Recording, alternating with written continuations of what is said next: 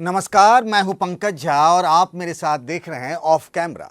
वही पॉलिटिक्स से लेकर ब्यूरोक्रेसी तक की दिलचस्प खबरें, चटपटी, मसालेदार, थोड़ा जो आपने जिसके बारे में कम देखा या सुना या और पढ़ा भी कम ही होता है। इस बार हम थोड़ा सा मिक्स कर रहे हैं, कुछ ऐसी भी खबरें जिनके बारे में थोड़ा बहुत जानते हैं पर उसके अंदर की बात नहीं जानते हैं, यानी अंदर वाली बात, तो वो भी बताएंगे। क्योंकि बार बार ये कहा जाता है हमसे ना कि अब नाम नहीं बताते हैं, हम बहुत दिमाग लगाते हैं, गेस करते हैं, पर किसके बारे में बात कह रहे हैं वो पता नहीं चल पाता। कुछ लोग कहते हैं कि मैं डर गया हूँ इसलिए नाम नहीं बताता हूँ। डर उर की बात नहीं है, अगर मैं नाम बताने लगूँ तो फिर खबरें आनी भी मुश्किल हो जाएंगी।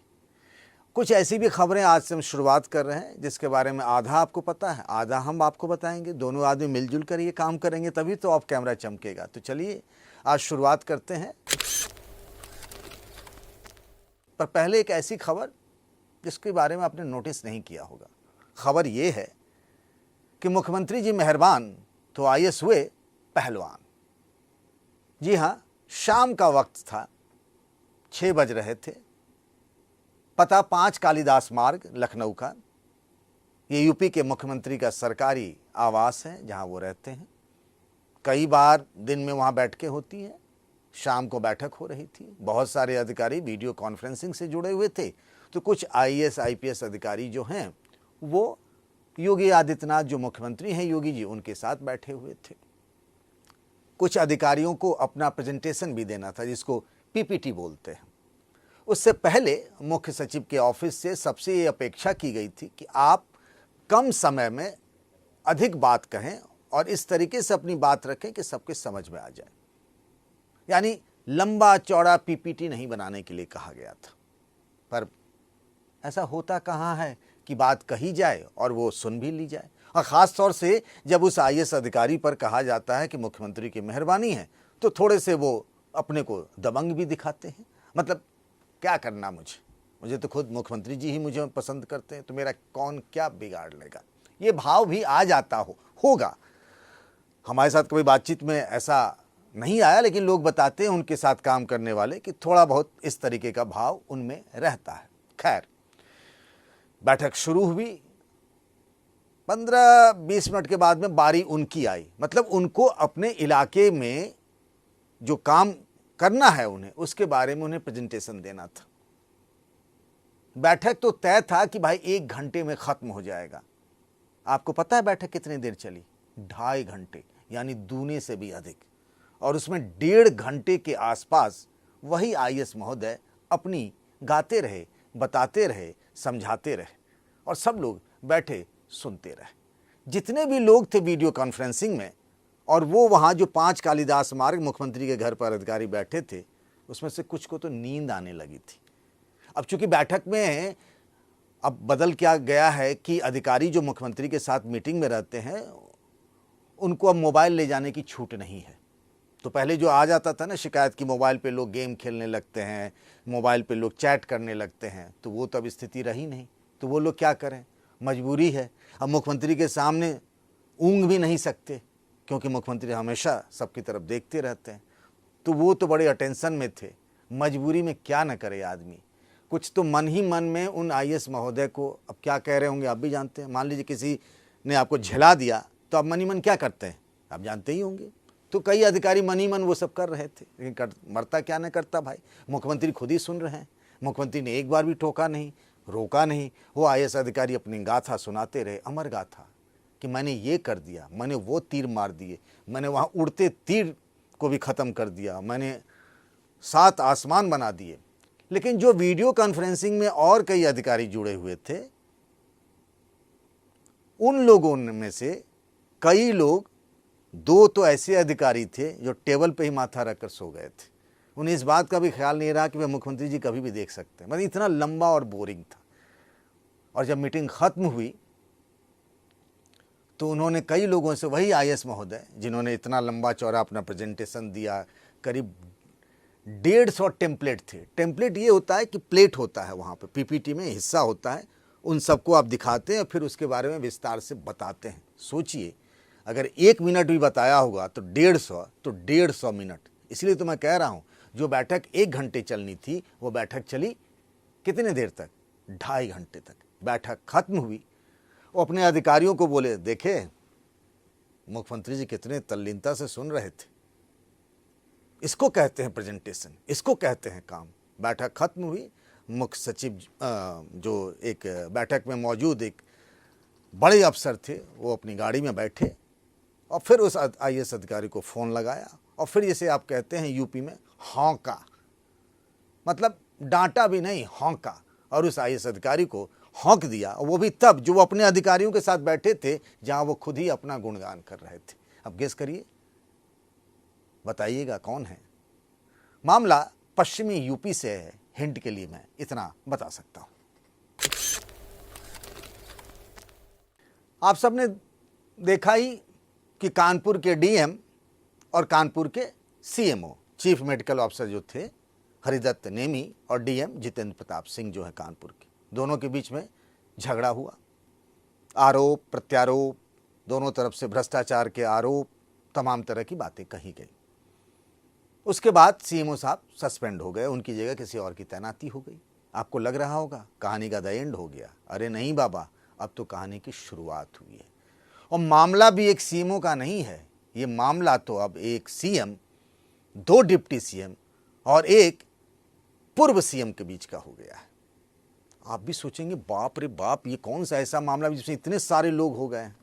तो जी हाँ, विस्तार से बताते हैं। और ये एक बात मान लीजिए, एक गतांक से आगे होता है ना कि कहानी तो अभी शुरू हुई है, कहानी कब खत्म होगी इसका पता नहीं। पिछले साल दिसंबर के महीने में तैनाती हुई सीएमओ साहब की, जो हरिदत्त नेमी थे, किसके कहने पर हुई? यूपी के डिप्टी सीएम केशव प्रसाद मौर्य ने इसके लिए बाकायदा चिट्ठी लिखी। नेमी साहब दलित बिरादरी के हैं, डिप्टी सीएम केशव जी ने चिट्ठी लिखी, उन्होंने संबंधित अधिकारियों को फोन किया। पहले किसी और की तैनाती हो रही थी, बताया जाता है कि वो नेमी साहब से जूनियर थे, लेकिन जब केशव जी के फोन आ गया तो फिर नेमी साहब की तैनाती कानपुर में हो गई। उसके कुछ ही दिनों बाद कानपुर के डीएम जितेंद्र प्रताप सिंह हो गए। फिर जो हुआ वो आप सबके सामने है। अब कहानी ये है कि एक डिप्टी सीएम केशव प्रसाद मौर्य ने उनकी पैरवी की। दूसरे डिप्टी सीएम ब्रजेश पाठक जी हैं, जिनका वो स्वास्थ्य विभाग है। सीएमओ जो आता है उन्हीं के तहत आता है। चिट्ठी लिखी गई कि सीएमओ का तबादला कर दिया जाए। ये कानपुर के डीएम ने चिट्ठी लिखी स्वास्थ्य विभाग को। स्वास्थ्य विभाग के जो बॉस हैं उन्होंने चिट्ठी आगे कर दी कि भाई इनका तबादला कर दिया जाए। मुख्यमंत्री के दफ्तर गया, बात तबादले से सस्पेंशन पे आ गया, निलंबित हो गए। अब यहाँ कहा जा रहा है कि मुख्यमंत्री का फैसला है ये, तो वो निलंबित हो गए। तो मैंने कहा ना, ब्रजेश पाठक का विभाग, डिप्टी सीएम स्वास्थ्य विभाग, डिप्टी सीएम केशव प्रसाद मौर्य, उनके कहने पे नेमी साहब वहाँ पोस्टिंग हुई थी।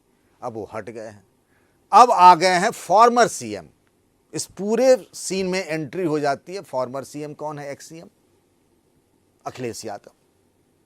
उन्होंने इस घटना के बाद अपने पार्टी के करीबी नेताओं की बैठक बुलाई और आपने देखा कि निलंबित होने के बाद सीएमओ नेमी ने क्या किया? प्रेस कॉन्फ्रेंस किया और कहा कि मुझे जाति सूचक गाली दी जाती थी, मैं दलित हूं, मेरे साथ दुर्व्यवहार किया जाता था।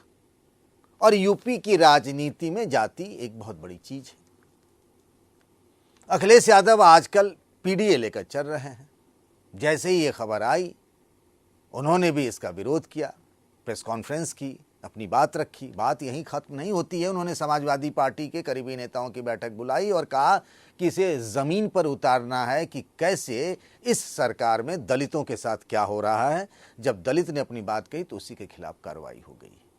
अब देखते हैं आगे होता है क्या क्या। लेकिन एक ऐसी कहानी थी, एक छोटे से सीएमओ से बात निकली, होते होते दोनों डिप्टी सीएम और फॉर्मर सीएम आकर के उस कहानी से गुथ गया। 21 जून को पूरे देश भर में और देश के विदेशों में भी लोगों ने योग दिवस मनाया। यूपी में भी बड़ी तैयारी हुई। यूपी के कई आईएएस अधिकारियों को नोडल अफसर बनाकर अलग अलग जिलों में भेजा गया कि भाई साहब आप जाइए, वहाँ योग दिवस की तैयारी देखिए और अगले दिन जाकर के आप वहाँ योग भी करिए। यानी 2-2 दिन लग गए, एक एक अधिकारी को भेज दिया गया। डीजीपी जो हैं राजीव कृष्णा जी, उन्होंने भी अपने सारे ज़िले के एसपी, पुलिस कमिश्नरों, बड़े अधिकारियों के साथ बैठक की कि सबको योग करना है, योग दिवस अच्छे से मनाना है। मतलब इतने बड़े पैमाने पर तैयारी थी। अब एक ज़िले के डीएम हैं, समय दिया गया कि 6 बजे, सबने समय दिया कि 6 बजे से योग शुरू होगा। डीएम साहब आजकल जो है ना वो बड़े सनातनी हो चले हैं। सनातन होना आजकल यूपी में डबल इंजन की सरकार में ट्रेंड भी बन गया है, तो बड़े सनातनी हो गए। उन्होंने समय दे दिया 5 बजे का। अरे भाई 5 बजे सवेरे क्यों, 6 बजे न करना है, 5 बजे तो अंधेरा जैसा होता है। कुछ लोगों ने उनसे पूछा, बड़े डरते हुए, हिम्मत करते हुए, डीएम को सब लोग तो फ़ोन भी नहीं कर सकते। डीएम साहब का जवाब आया, भैया ब्रह्म मुहूर्त में योग होता है। उन्होंने जिसने फ़ोन किया वो भी अधिकारी हैं। उन्होंने कहा कि डीएम साहब ये 5 बजे क्यों योगा? तो उन्होंने कहा एक तो पहले योगा नहीं है योग, और ब्रह्म मुहूर्त में 5 बजे ही योग होगा। आजकल डीएम साहब ने बहुत सनातनी भाव में है। उनसे जब कोई मिलने आता है, महिलाएं आती हैं तो सबको खड़े होकर नमस्कार करते हैं, नमस्ते दीदी। कोई आता है तो नमस्ते भाई साहब। स्कूल में निरीक्षण करने पहुंचते हैं तो बच्चों को बालक और बालिका बोलते हैं। क्या बोलते हैं? बालक और बालिका। और उनसे क्या कहते हैं, जो को एजुकेशन वाला स्कूल होता है तो लड़कों को कहते हैं कि आप जो बच्चे, आप एक दूसरे को क्या कहोगे? भाई साहब। और जो लड़कियां हैं उनको क्या कहोगे? दीदी। एक जगह स्कूल में वो उन्होंने ऐसा ही कहा, बच्चे खिलखिलाकर हंस पड़े। अब क्यों हंस पड़े? आपने सोचा कि सब लोग अगर यही कहेंगे कि दीदी नमस्ते, दीदी कैसी हैं, तो आजकल जो वो कर रहे हैं ना, सनातन जो ट्रेंड है, और उनके ज़िले में काम भी इस तरीके से होता है आजकल कि मतलब छाए रहते हैं मीडिया में। वो ऐसे फैसले लेते हैं कि लगता है कि वो हिंदुत्व के एक तरीके से प्रतीक बन गए। उनकी बड़ी चर्चा भी होती है ब्यूरोक्रेसी में, पॉलिटिक्स में, कि भाई डीएम साहब तो अद्भुत है। तो डीएम साहब ने क्या किया, ब्रह्म मुहूर्त के लिए जो योग का समय था वो उन्होंने 5 बजे कर दिया। जब बाहर में लखनऊ तक बात पहुंच गई कि भैया ये क्या है, तो जब उनको कहा गया कि ऐसा ना करिए तो उन्होंने समय बदला और फिर 6 बजे से योग शुरू हुआ। तो आजकल ये सनातन वाला ट्रेंड है। अब कहानी राहु काल की। ये राहु काल भी अजब है भाई, और खासतौर से बीजेपी के नेता तो राहु काल को ऐसे मानते हैं कि भैया ये राहु काल न हो गया, इसी से हमारा जीवन संचालित होता है। राहु काल हर दिन अलग अलग समय में राहु काल होता है। वो कई सारे बीजेपी के मैंने मंत्रियों को देखा कि राहु काल जब आ जाते हैं तो उस समय न बैठक में जाते हैं, न बाहर किसी कार्यक्रम में जाते हैं। भाई साहब क्या हो गया? अरे राहु काल बीत जाए। ऐसे एक दो नहीं हैं, कई मंत्री हैं जो राहु काल को न ऐसा पालन करते हैं जैसे राहु काल न हो गया, ये तो भगवान का आदेश हो गया है और राहु काल में कुछ नहीं करना है।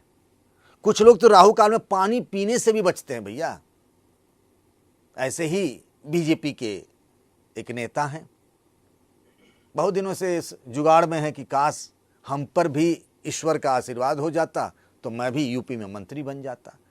आजकल पूजा पाठ भी खूब कर रहे हैं। आजकल क्या लंबे अरसे से कर रहे हैं वो पूजा पाठ। और जैसे होता है ना कि हर दिन अलग अलग रंग के कपड़े होते हैं, सोमवार को सफ़ेद है, मंगल को भगवा है, शनिवार को काला है, ये सब भी खूब करते हैं। जितना टोना टोटका है सब आजमा रहे हैं भाई साहब, लेकिन वो मंत्री जी की कुर्सी जो उन तक आ ही नहीं रही है। इसी चक्कर में दिल्ली में एक बड़े बीजेपी के नेता से मिलने के लिए उन्हें समय मांगा। समय उन्हें मिल गया। भाई साहब दिल्ली पहुंच गए। और दिल्ली जब पहुंच गए भाई साहब, आजकल मतलब मंत्री पाने के लिए तो गणेश परिक्रमा और प्रदक्षिणा करनी ही पड़ती है। वैसे बता दूं कि राहु काल वाली जो बात है ना, बीजेपी के अधिकतर नेता इसका बड़ा पालन करते हैं। इसके चक्कर में कई बार ना ऐसे ऐसे काम हो गए हैं कि उस पर हम अगर किताब लिखना चाहें तो पूरी किताब लिख जाए कि फलाने ने राहु काल के चक्कर में ये गड़बड़ कर दिया, उन्होंने इस चक्कर में अपनी मीटिंग छोड़ दी, उन्होंने इस चक्कर में इस फाइल पे साइन करने से मना कर दिया, बहुत सारी चीज़ें। खैर वो दिल्ली पहुंच गए। अब दिल्ली जब पहुंचे और हुआ कि उनसे तो इतने बजे मिलने का समय है। अरे भाई साहब उस दिन तो वो समय राहु काल में था। उन्होंने 2-3 लोगों को फ़ोन घुमाया जिनसे वो ज्योतिष की सलाह लेते हैं, तो सबने कहा राहु काल में क्या किया जाए। तो उन्होंने जो समय लिया था वो जहाँ ठहरे थे वहीं रुके रहे और गए ही नहीं उस वक्त में। जब राहु काल खत्म हो गया तो उन्होंने वहाँ प्रस्थान कर गए बीजेपी के उस बड़े नेता से मिलने के लिए। नेताजी घर पर तो मौजूद थे नेताजी मिले भी ज़रूर, लेकिन नेताजी ने, फिर वही कह रहा हूँ, नेताजी ने उन्हें 100 ग्राम नहीं दिया। वो जो बीजेपी के बड़े नेता दिल्ली में जिनसे मिलने की अपॉइंटमेंट लेकर गए थे, 100 ग्राम, 200 ग्राम, 300 ग्राम नहीं दिया, पूरे 500 ग्राम उन्होंने सुनाया, कहा कि आगे से कभी मिलने मत आना आप। तो बेचारे मंत्री बनने के लिए जैसे जैसे खबर आती है ना, आजकल तो लगातार हो रहा है कि यूपी में मंत्रिमंडल विस्तार होगा, नए प्रदेश अध्यक्ष आएंगे, तो उस चक्कर में वो घूम रहे थे। अब उनको लगता है इनको नाराज करके ना, वाकई में राहु नहीं, उनके कुंडली में तो शनि की 7.5 भी बैठ गई है। अब बात यूपी के एक बड़े मंत्री जी के यहां हुई एक बड़े डिनर पार्टी की। ऐसा है कि जब से योगी जी मुख्यमंत्री बने हैं, बीजेपी की सरकार बनी है, मंत्रियों के यहाँ पार्टी साटी थोड़ी सी कम होती है। पहले खूब पार्टी साटी होती थी, दावत होती थी, महीने में 6 बार, 7 बार, 8 बार खूब होते थे लोग बड़े। लेकिन आजकल थोड़ा सा मामला ये हो गया है, एक तो कब बुला ले मुख्यमंत्री जी। अब बीजेपी में वैसे भी कोई न कोई कार्यक्रम चलता ही रहता, पता नहीं कब कहाँ बाहर की ड्यूटी लगा दी, कभी वृक्षारोपण, कभी तुलसी पूजन, कभी योग, कभी मातृशक्ति वंदना, नारी शक्ति वंदना, पता नहीं। बीजेपी में तो 24 घंटे 24/7 काम दिया रहता, आप कुछ न कुछ करते रहिए, खाली दिमाग शैतान का। तो बीजेपी के नेता को इसी में लगा दिया जाता है, कार्यकर्ताओं को भी। खैर, मंत्री जी बड़े आदमी हैं। अब मैं हिंट कैसे दूं, इतना ही रहे कि मंत्री जी बड़े मंत्री जी हैं, इसी सरकार में मंत्री नहीं रहे, और भी सरकारों में मंत्री रहे हैं, मतलब बीजेपी ही नहीं, और भी सरकारों में मंत्री जी रहे। घर पे पार्टी हुई, और भाई साहब खाना कहाँ से आया? होटल ताज से। और सबसे बड़ी बात यह है कि पार्टी उन्हीं नेताओं को दी गई जो मंत्री जी के सजाती हैं।